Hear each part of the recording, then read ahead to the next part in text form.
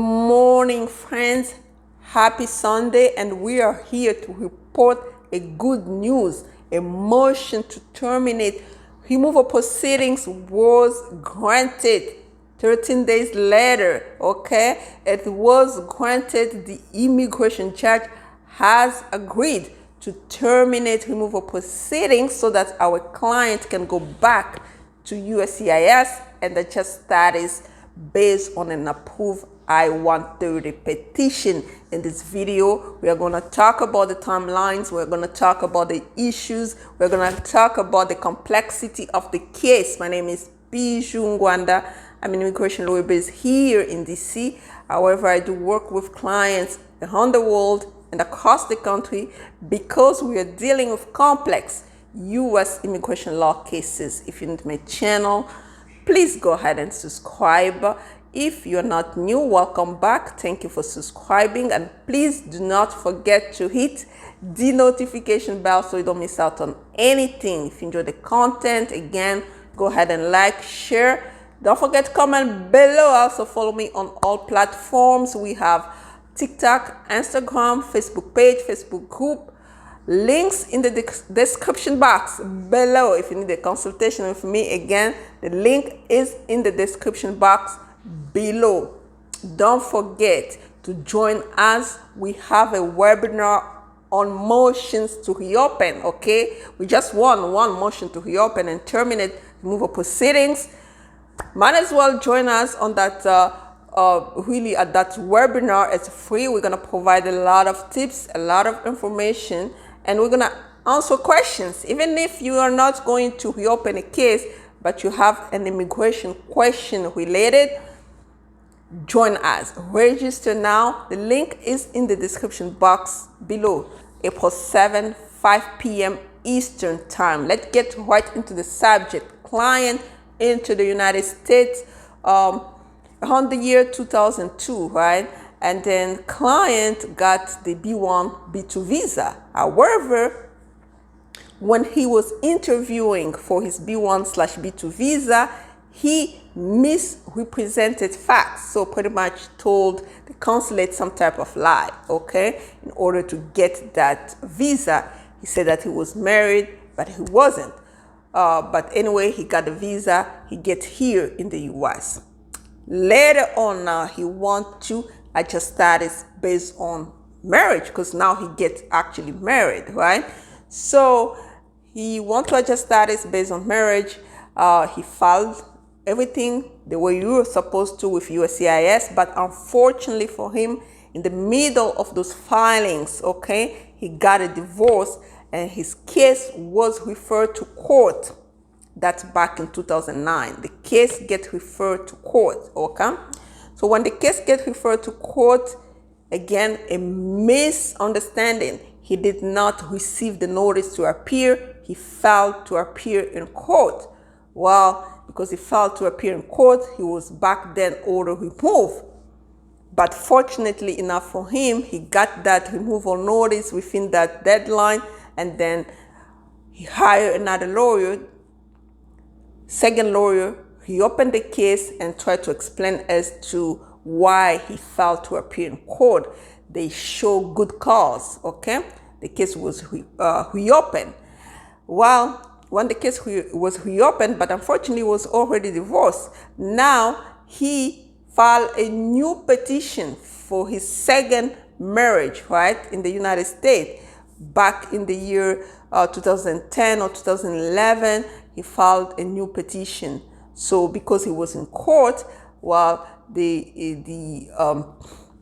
basically the second lawyer actually decided to administratively close the case because what was going on is that the petition I-130 was pending with USCIS and it was taking too long. So he actually administratively closed the case. So now they're dealing with USCIS. They started dealing with USCIS. It took them too long, okay? The lawyer had to file for a mandamus lawsuit to get USCIS to respond. But unfortunately, in 2018, USCIS responded and deny the petition based on that previous misrepresentation, and the facts just didn't line up, and everything was just not good. So the petition gets denied. Then the lawyer tried to file for an appeal using EOIR 29. Big mistake, because once you file the appeal using EOIR 29, the case goes to BIA. It takes forever. So while the case was still pending, client comes to us in 2021.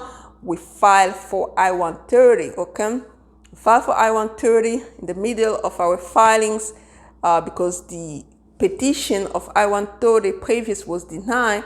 So client didn't anymore have a right to work, even though he had an administrative closure, but he couldn't work because the I-130 was denied. The previous one, or the second one, right, was denied. So what we were going to do is to file I-485 and the work permit so that he can get a job. But we knew that USCIS does not have jurisdiction because he was still in removal. However, we had to strategize so he can get a work permit. So he get his work permit, start working, and later on, his I-130, this is the third one, right? Then the I-130 get approved.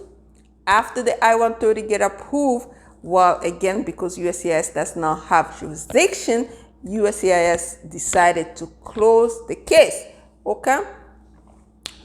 Administrative closure with USCIS, administrative closure with the court. So what are you going to do? Well, you go back to court and plead with the court to actually reopen and terminate removal proceedings, okay?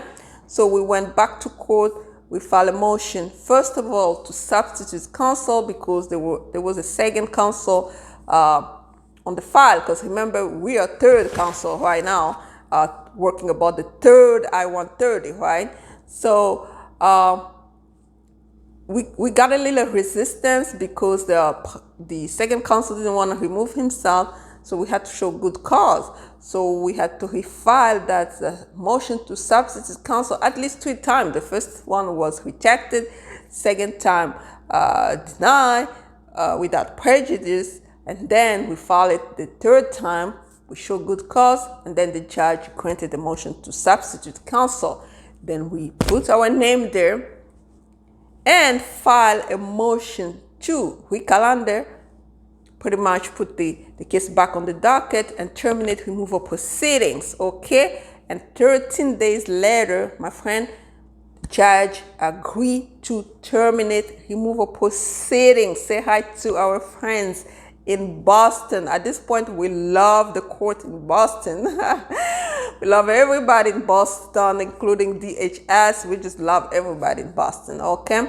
So then the judge decided to terminate removal proceedings, granted 13 days later, okay?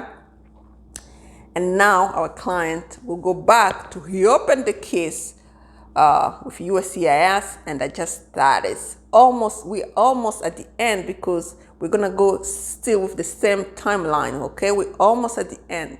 So it's almost like in 6 months now, he can get his green card. So this was a long journey that started in 2002, ended in 2000, then went to court in 2009, then we moved from the court system in 2023. What a journey. Moral of the story. Mind you, this client had to hire 3 different counsel, okay? And we are the third one. We finished the job. That's how good we are, okay? So we finished the job because it was, first of all, complex with that first misrepresentation at the consulate. And when we got that, to file that third I-130 petition, so we had to really brief USCIS. We had to state the law, state the fact, argue in favor of our client. And that I-130 was approved without any interview. Then we re-strategized, went back to the court. Remember, we had some resistance at the court too, in terms of putting our name to substitute counsel. So it was not that easy. We had to file 3 times. So you gotta have somebody that is persistent, determined to give you the result. Okay? If you don't have counsel, my friend, you can go ahead and schedule your consultation on your own time by using the link in the description box below. Because when we take our client cases, we follow through, we are determined, okay, to bring a personalized solution.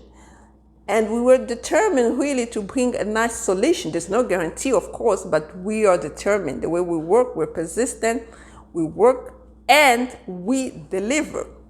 Okay? This is a great news for our client, and this is Sunday. Very happy Sunday. We ended March on a good note, very high note, and we hope that we will end April on a good note as well. So if you want to talk about your case, reopening, adjusting status, please join us April 7, 5 p.m. Eastern Time. Registration link is in the description box below. Until next time, bye-bye.